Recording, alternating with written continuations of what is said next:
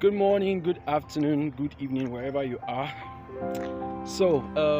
We're having a very beautiful weather today, and I started thinking about my childhood days, especially when we used to come to this field to play. And something struck into my spirit, and I decided to share with you all.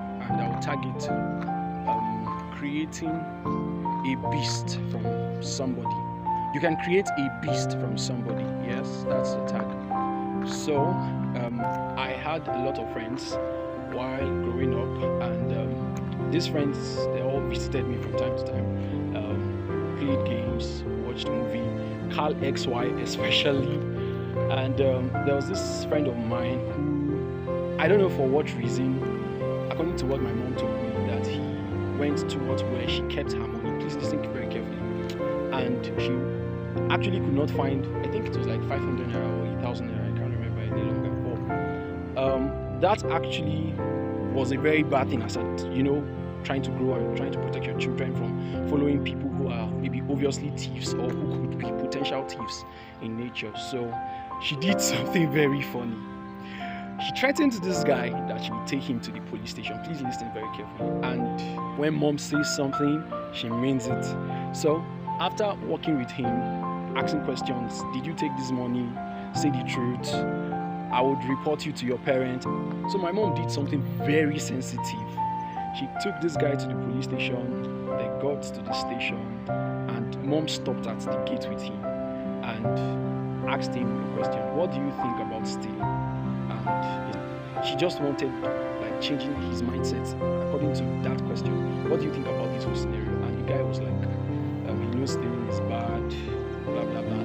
In fact, that was like a heartfelt conversation she had with that boy, and it was really good. And it was really, really, really a good one, because fast forward till now, as I'm talking to you, that guy is a lawyer. In fact, he has been practicing law for the past, I think, 3 years now, after graduating from the law school and all that. So here's my point. I've had conversations with a lot of persons, and some persons have been honest to open up to me that the reasons why they are actually where they are or have taken certain decisions is because some certain persons have used destructive criticism to put them in that place. I just cannot imagine what would have happened if my mom actually, put the guy in that cell for just maybe 500 naira.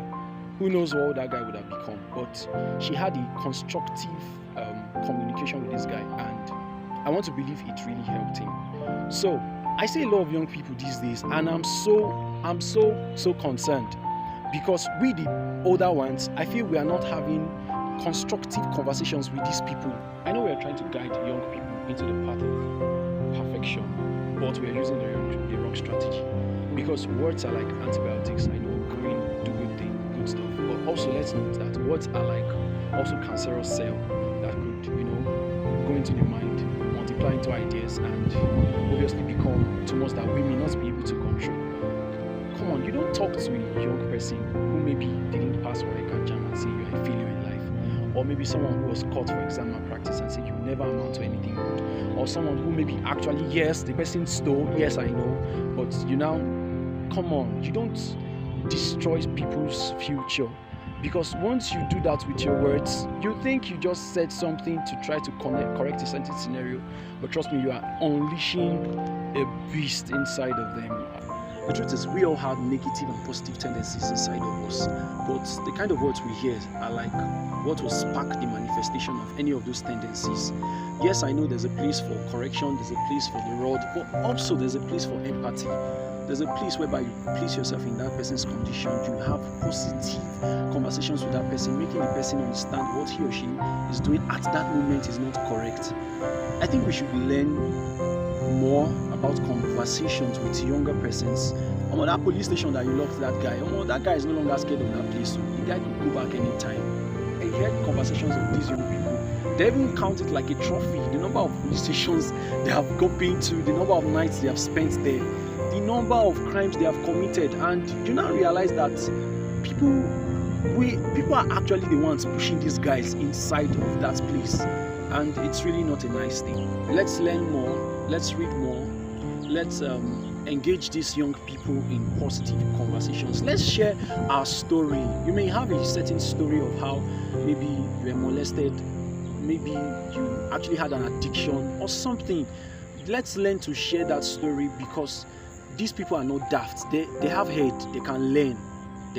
And I know that there's going to be a brighter future for the young people we see in our society. Thank you very much.